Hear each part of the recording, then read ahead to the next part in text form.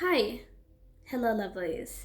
I don't really know how to start this video in a way that is, I'm not going to be able to put up my really high energy, just bubbly persona today. I don't think that's going to work because of what I'm about to talk about today.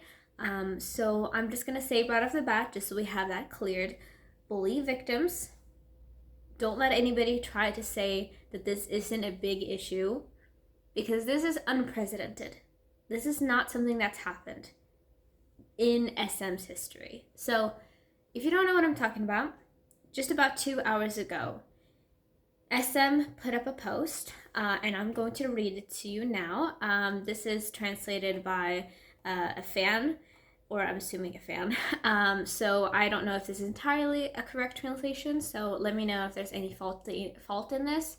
But SM posted a Twitter post, which said, "It's SM Entertainment.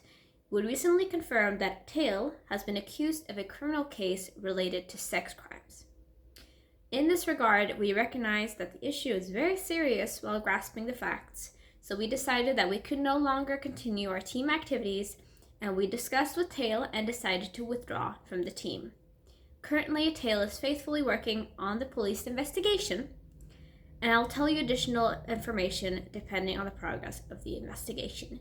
We deeply apologize for the controversy caused by our artist." So that dropped almost 2 hours ago. And there's been a lot of discourse since then. People have been talking about this. People have been sharing specifically posts from, I believe, either a victim of his or somebody else who has been talking about this for months now.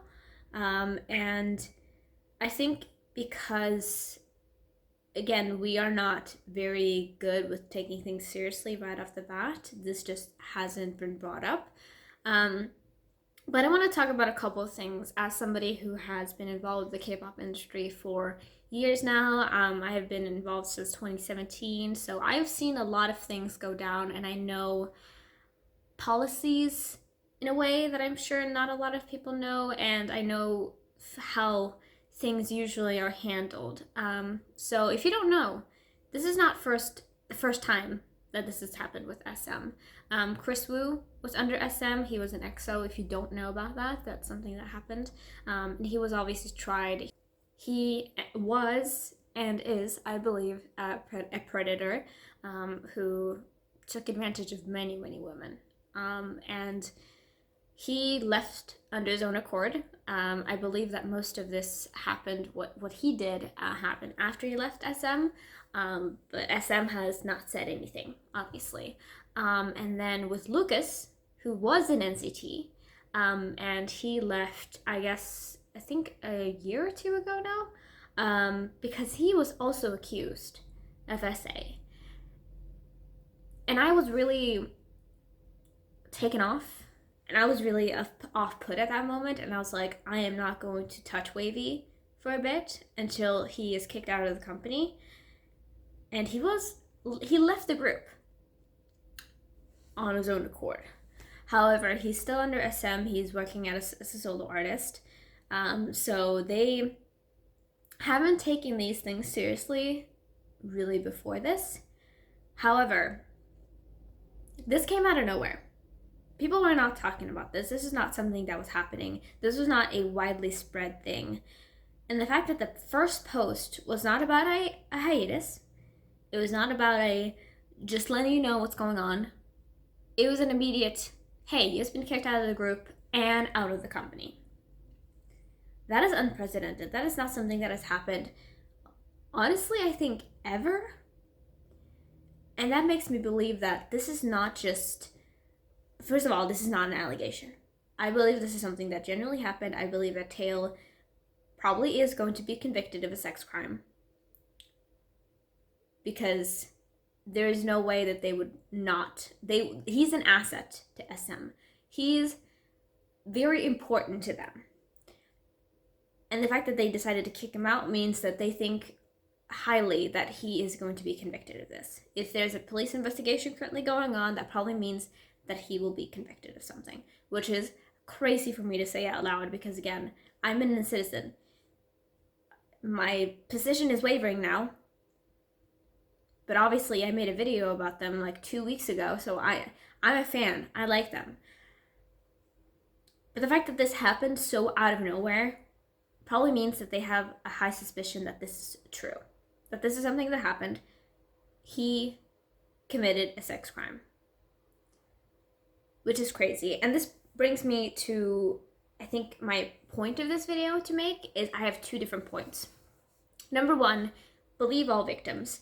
When somebody comes out and says something about an artist like this, it is not to seek attention.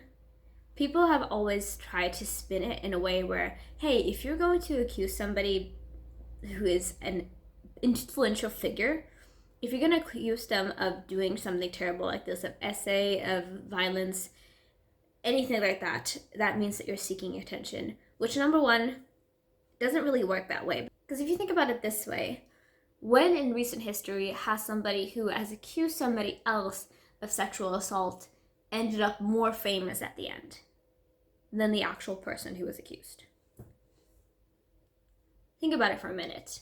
You probably won't be able to think of one, right? Because it doesn't happen. Especially if they are a loved figure, this doesn't happen. So when somebody comes out against a beloved figure and says, hey, this person took advantage of me. This person did something to me that is actually a crime. There's no incentive there. There's nothing to gain from that. So if anybody does this, if this happens, please believe the victims first. Because at the end, would you rather believe a rapist over a victim? And if it was truly an accusation and this had no value, then you can just go back to things that were, how things were before then. But this doesn't feel like a case like that, does it? No, this feels like something that is very serious and that I think is going to be a president, hopefully. Because in my recent memory, since Kris Wu, this has not happened. Something like this, something with this big of a reach, something with this big of an artist, has not happened since then. And this brings me to my second point that I want to assure you guys of. Don't feel complicit. Don't feel like this is a fault of your own. Because at the end of the day, these people have a stage persona, right? Most of the time, people act differently when they're on camera versus off. Even I do that. You probably do that. Whenever somebody puts a camera to you and wants you to talk into a camera, you immediately become the best version of yourself. You show the best qualities while you hide the worst qualities. Most people know that. That's just how it works. And most of the time when we think of things that we just don't share on camera, it's personal things, you know, like I don't share like where I live. I don't share like personal stories of mine. I don't do that because that's my own thing. It's my own thing that I'm keeping to myself. However, when most people think of this, they don't imagine that the thing that you're keeping in, the thing that's the worst quality about you, is that you've committed a crime. That's not something that the human brain goes to immediately because we don't assume that about people. We assume the best about people. So when this comes out, that he's under criminal investigation for sex crimes, first of all, we gotta take this in. We gotta understand that we didn't know anything of this. Most of us did not know that this was going on. So you shouldn't feel complicit. You shouldn't feel embarrassed that you stand him because nobody could have guessed that this would happen. All right? So I want you to feel that way and I want you to understand that. But then we have to go to the second part. We got to understand that this is something that he's been accused, and it says that he's under police investigation for this. We gotta take it seriously, and we cannot just explain it away. Because that is not something that we do, and that's not something that we can do. Most K-pop stans, a big part of us are women.